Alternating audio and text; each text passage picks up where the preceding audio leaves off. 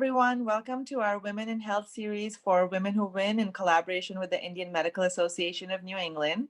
I'm Deepa Javeri and I'm your moderator. I'm a podiatrist here in Boston.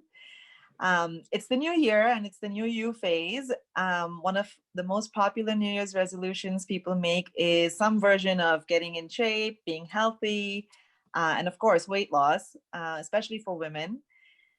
Today we have a panel of 3 experts to help you kickstart the new year, as well as this resolution to stay healthy and fit and lose weight. With that, I'd like to introduce you to our panelists. First, we have Dr. Shikha Murchia. Shikha is a board-certified physician specializing in internal medicine and a recent diplomat of the American Board of Lifestyle Medicine. Her clinical interests include management of obesity, and she has been practicing weight management in her practice. She also holds a certificate in plant-based nutrition from the E. Cornell Center for Nutrition Studies. Welcome, Shikha. Next, we have Kathy Jordan. Kathy is a registered dietitian and a certified personal trainer with the National Academy of Sports Medicine. She also has a master's degree in nutrition and food science. Kathy, we're happy to have you here. Oh, thank you. And lastly, we have Anisha Mahajan. Anisha is an IIT alumnus. She's also a meditator, a yoga practitioner, and a mindfulness coach. She has co-founded a Mind Gym Initiative, a nonprofit which teaches practical techniques to focus on and let go of distractions, which all of us go through, but in a fun way. So welcome, Anisha. Thank you. With that, we'd like to jump right into the topic. So Kathy, I'd love to start with you. Okay. So I think one of the things we always hear sort of across the board, and I bet you hear it more than us, why do you think people struggle with weight loss, and year after year they end up making the same resolutions? What are your thoughts on that? A lot of it. First of all, you need to explore some of the underlying issues and what's gotten in your way in the past, so that you can identify those and come up with strategies so that you can work around them. And I think sometimes we create expectations that are so out of reach that we get discouraged in a short period of time and give up. So it's really important to really maybe work with a coach perhaps and set some realistic goals and have someone to help you along your journey. It's really difficult to change behaviors. You have behaviors over a lifetime and they're really ingrained. And in order to remap your brain to look at things and do them differently, it takes a lot of work, and it takes time, and it takes patience, and it takes the right attitude. Attitude is everything when you're trying to manage your weight and your fitness and your health. So I think sometimes having like a health coach or a healthcare practitioner like myself or Shikha or whatever to work on some of those weight loss and fitness related resolutions, so that you have someone that can guide you and kind of steer you in the right direction when you want to go a little astray. Yeah, that sounds great. And actually, since you mentioned Shikha, I'd like to move to you, which I know brings up the other sort of half of this, or third of this pie, which is, Shikha, what advice do you give your patients regarding diet? We know everyone, especially women, struggle with eating healthy. How do you manage your cravings? What are good do's and don'ts that you sort of recommend to, especially women in your practice? Yeah, so when I see patients in my, my office or my clinic, and they come to me for weight management, and a lot of them, as Kathy mentioned, have struggled, and they have behaviors and habits that are ingrained, the types of food. A huge part is our environment is promoting obesity. A lot of us have sedentary jobs. A lot of us are very busy, so we reach to our quick fast food restaurants to go and like pick up food and eat. So I always tell people to start with small steps, because if you make huge changes, then you may not sustain them. For example, I say, get rid of some of the foods that you crave that are not healthy. For example, detox your pantry. Don't have your chips or cookies or things lying in easy reach. Go and buy a lot more colorful produce and stock your fridge with that. And then I, of course, when I see patients individually, I'll tailor the guidance according to them. But as a general advice, I would say, start small. Try and add more fruits and vegetables. As I said, I have a certificate in plant-based nutrition. So, your fruits, vegetables, beans, nuts, and seeds are your healthiest foods. But if you cannot give it all up, whatever you're doing, we all know that adding a lot more fruits and vegetables to your diet will keep you more satisfied, will keep you more full, will give you a lot more nutrition. And so I always say start with that.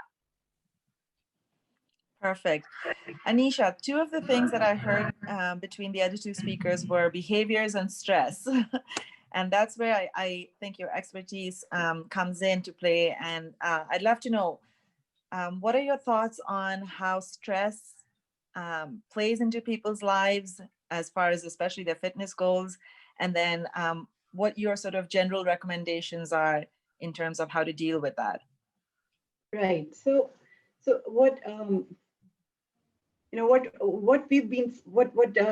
Shikha has said, right? The wirings and the circuits that are part of our unconscious body and mind fabric, right? Through ages, they play a big role in when we make a decision of what we want to do. Do we actually stick with that decision? How do we actually plan to make that happen? Let's say we wanted to, make a goal of exercising daily, or let's say I want to wake up in the morning, right? And I have a very difficult time. I make a decision in the night, but in the morning, I have a nice cozy, it's cold outside, it's cozy here, and I don't really want to wake up. So I like to give an analogy of an elephant and a rider, right? Think about the elephant being the unconscious body mind fabric. Elephant is much bigger than the rider. The rider is your conscious brain, right? Mm-hmm. So unless you train the elephant, it's not going to listen to the mahout or the rider, right? So it is really, really important to train our mind. What we found out in neuroscience research is there are two circuits in our brain. One is a default mode network that becomes active if you're not really focused on a specific task, okay? So it's called DMN, and it becomes active. It takes you between past and future. It triggers those stories. It triggers the mental chatter, right? And then there is another network called task positive network. So when we are actually focused on a task, that's the network that's active. So what we need to do is we need to train our DMN, to tame it down, to tame down our elephant, right? The body mind fabric, so we can make it a little slimmer, make it listen to us, right? So that's what we want to do. So that's where, and a lot of the anxiety and depression and stress that you talk about comes because of these mental stories. They play a really big part in that. So what we want to do is we want to train our mind, and that's where we teach techniques to train your mind. We train the DMN part of the mind so that it is easy to let go of distractions, and hence we tame the elephant. Perfect. And I'm going to get to the training in a minute. I just want to switch gears for a minute and Kathy, get back to you. I'd love to, I'm just going to play role play. I'd love to exercise, but I just can't find the time. Oh, what yes. Would you say to me? Yeah. Generally what I say is don't get in your own way. And what I mean by that is oftentimes we look at exercise and we think to ourselves, oh, I have to go to the gym for an hour. And that's going to take 2 hours out of my day. And I just don't have that time. So the current research and the current recommendations for just general health, according to the World Health Organization's brand new guidelines from 2020, is 150 minutes of moderate exercise a day, or 150 minutes per week, which I was comes going out to to say about 150 minutes a day. Yeah. Yeah, that would freak you out, right? Right, Or, right. or you can, if you're one that does vigorous exercise, you could break that down to like 75 minutes a week. There's research in exercise and science that just came out that showed, however, that 300 minutes per week, or about an hour, 6 days a week, is much more effective for weight loss and to keep that weight off. However, you don't have to do it all at once. And I think that's where people get caught, thinking I don't have time, and you get that negative self-talk going on. I can't do it. That's what, we were talking about today, is tuning into your thought, your internal thoughts. What's that internal dialogue telling you? So I'm saying change that internal dialogue. Look at what's realistic for you and do something, because all the research shows that something, when it comes to exercise, is better than nothing.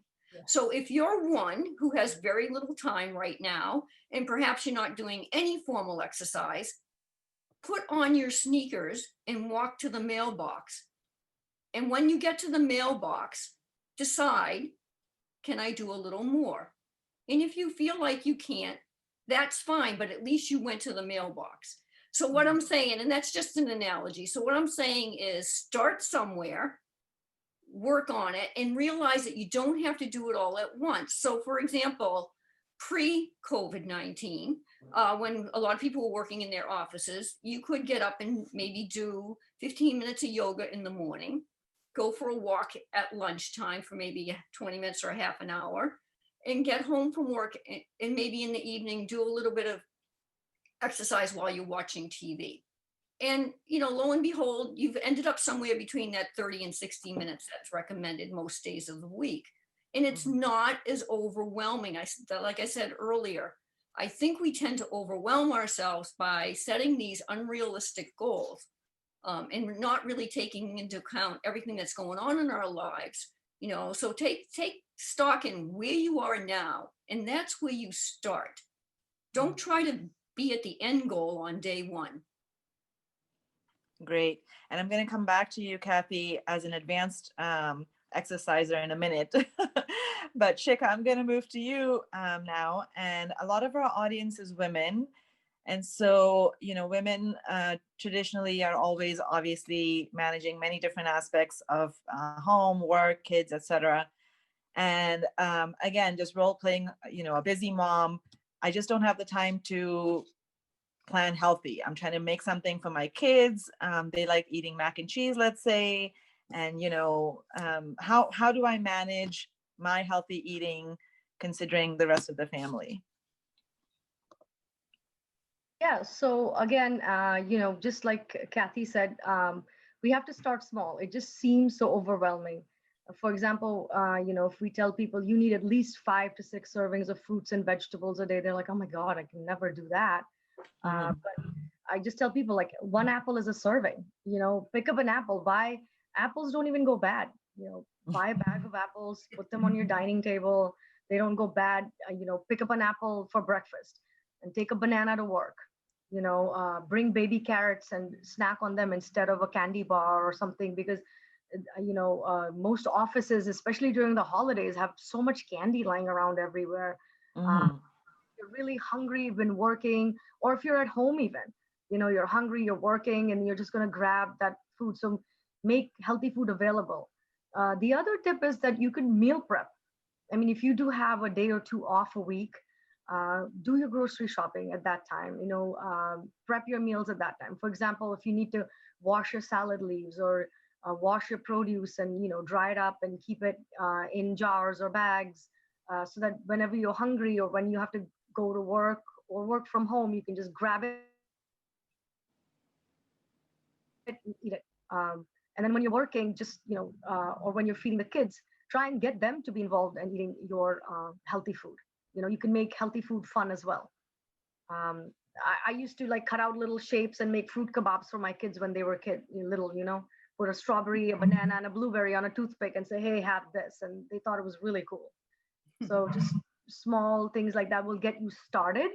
And then you can, as you get more and more confident, you see results, you're going to start doing more and more. I love that, getting the kids involved. Yeah, I try to do that a lot myself too.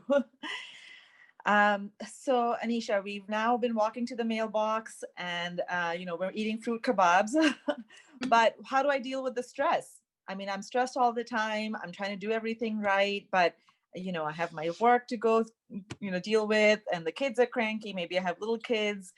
What am I doing? What practical things can I implement to make my life easier?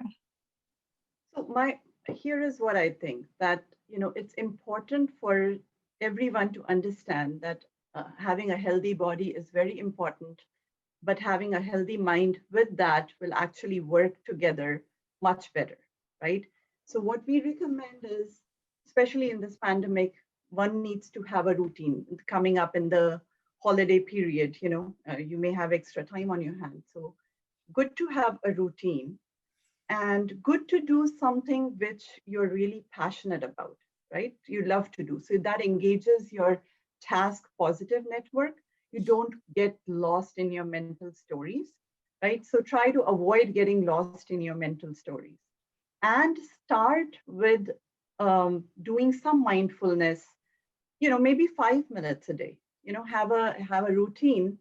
Set up a time in the morning and evening. Just do 5 minutes of meditation every day. One thing that I can give, anytime you're feeling stressed, what we say is, breath is a bridge between our body and mind. So the easiest thing to do is you can just do few belly breaths.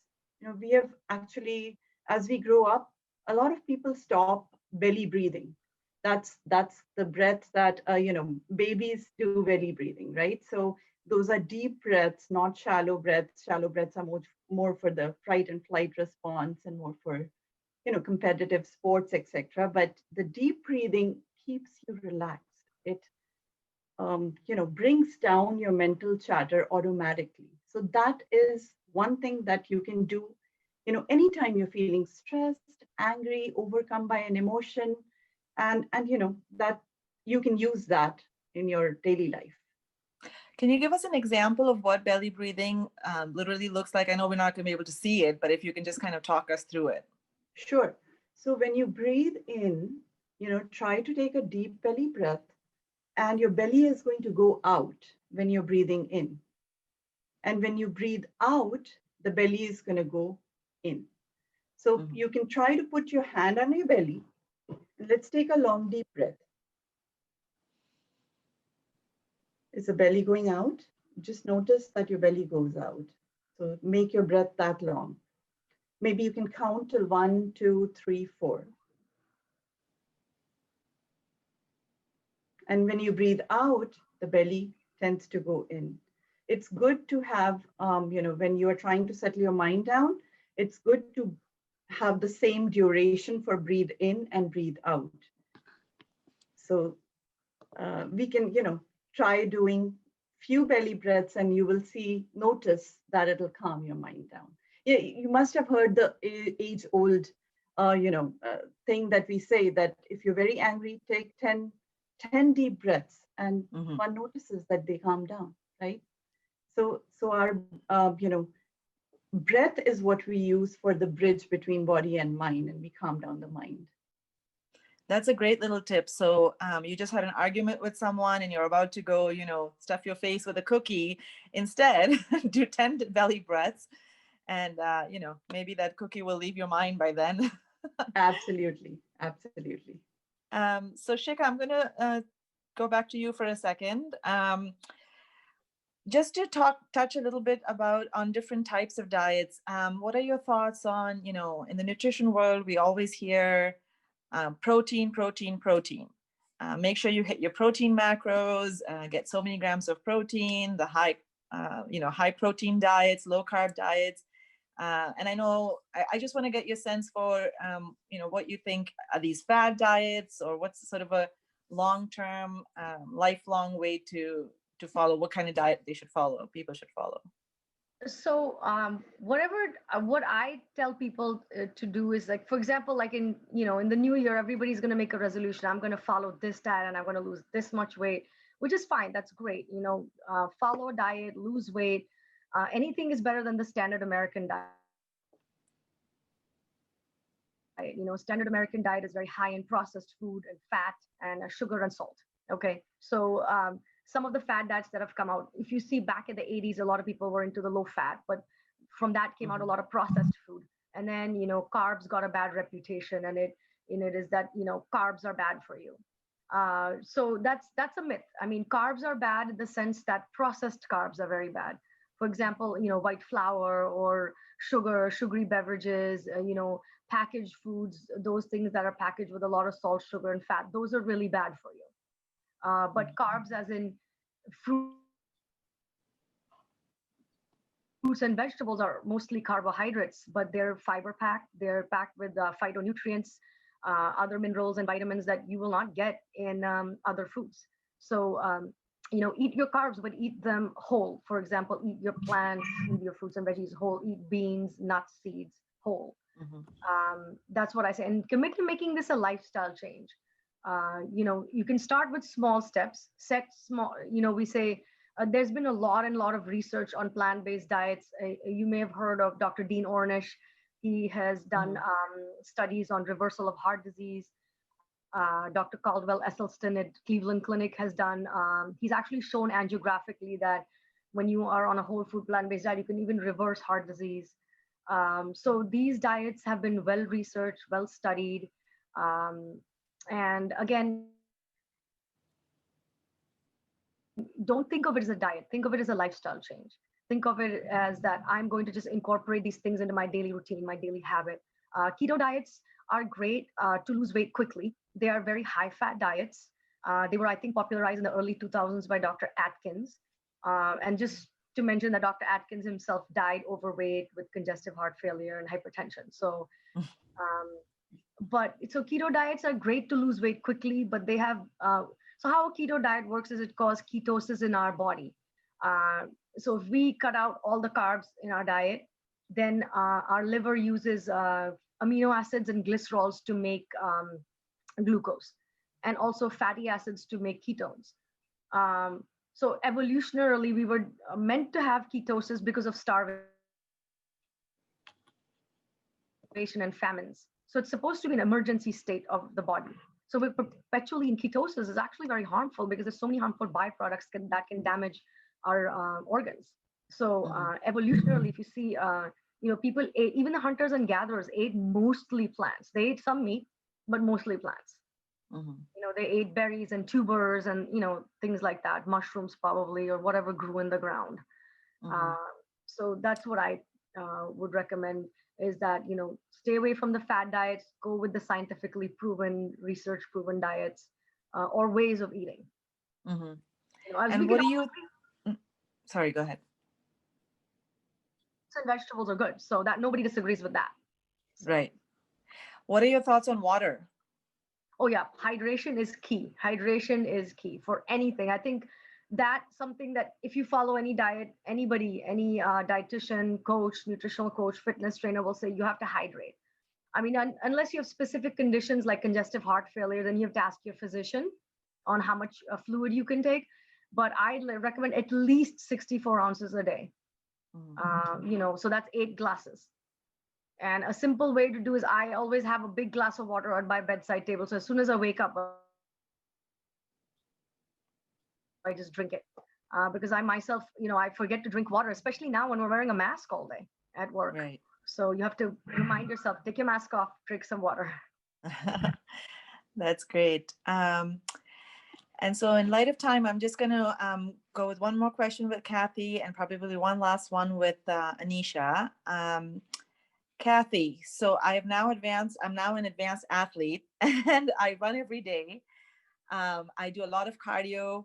I want to know, what are your thoughts on weights and how necessary that is to incorporate that in part of a healthy exercise regimen? Oh, yes. So the current recommendations are to do your aerobic exercise, but to also include some kind of strength training some muscular exercise twice a week, and you want to do all your major muscle groups. So that would probably encompass 8 to 12 different exercises. And if you're using weights or tubing, you want to do 8 to 12 or maybe even 20 reps, depending on where you are and what you can do at the time. So it doesn't have to be anything major. You don't have to invest in a fitness membership, but if you have, this is tubing, if you can see this, with this little inexpensive, this costs about $6 or $8, this little inexpensive piece of equipment, which is very portable and can go everywhere with you. You can do all your major muscle groups. And there's plenty of exercises. If you go to one of the reputable organizations and look for exercises like the American College of Sports Medicine or the National Academy of Sports Medicine, anything like that, you can find some exercises that are safer. You can work with a certified personal trainer or exercise physiologist, kinesiologist that can help you with what types of exercises you can do with simple equipment at home. So yes, you can be in super cardiovascular shape, but you may not have good muscle mass. And why is muscle mass so important?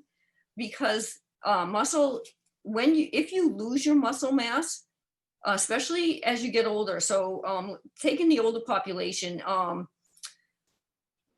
as you get older, like once you get into your 30s, believe it or not, you start to lose muscle mass. Every decade, you lose a significant amount of muscle mass if you're not exercising regularly and doing the strength training. So what happens is by the time you hit 50, 60, 70, now you have a very low percentage of muscle mass, which makes it hard for you to maintain weight because muscle is metabolically active and burns lots of calories 24 hours a day. But in addition to that, it helps support your body. So once you lose your muscle mass, you're going to be more likely to encounter falls, not be able to do your daily activities. Even a young person being like 30s and 40s, just in your daily activities, if you aren't training your muscles, things are going to be harder to do. So you really want to protect that muscle mass. You can gain muscle mass all the way into your 90s. All the research has shown that you can take a frail elderly person and put them on a strength training program and they will build muscle. And that will improve quality of life overall. And I think everything we're talking about here today and what has governed me in my whole 40 plus years of being a dietitian and an exercise specialist is that it's all about quality of life. We want to have a maximal quality of life moving forward. So whether you're talking about diet or fitness or mindfulness, I think we're all talking about improving our quality of life. Yes. That's great. Anisha, one last really quick question in terms of if I wanted to start a meditation program or, I feel like I need to center myself more often, what's the very least you would recommend I do? Is it a certain number of minutes? Is it a certain type of meditation? If you can just touch on that real quick. Absolutely. So, as we discussed, that it is really important to address the mental chatter if we want to be able to, do what we have made resolution, right? What we have resolved, can we actually do that?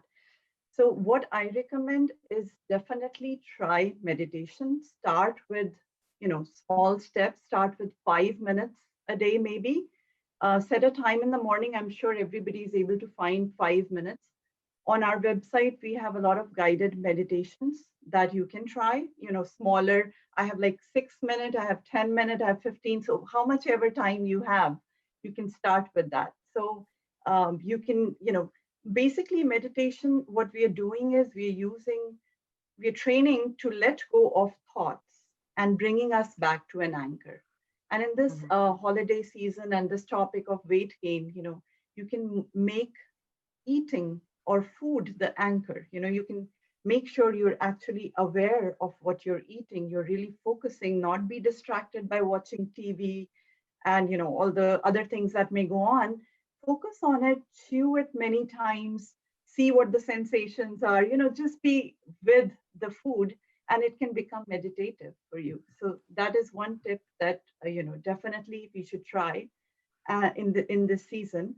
And if you need any more details, Deepa, please do reach out to me. Mind Gym Initiative is our nonprofit, and we use the age-old techniques in contemporary translations for kids and adults as well. That's great. And Shikha, we all know how important nutrition is. So really quick, I'm going to hit you with, can you give us your three top practical tips for nutrition? Yes. So 3 top practical tips. Okay, I have many. So my first tip is to start small, set a goal, and a specific goal. For example, I'm gonna try. I always tell people try a new vegetable every week. Okay. As I said, keep fruits that don't spoil. Keep your apples, bananas, and oranges around. Pick up one of those fruits and eat quickly. Okay, instead of grabbing that cookie or that bag of chips or that bag of microwave popcorn. Don't do that. Eat whole grains. Make oatmeal for breakfast. And as Anisha said, eat mindfully. It's huge.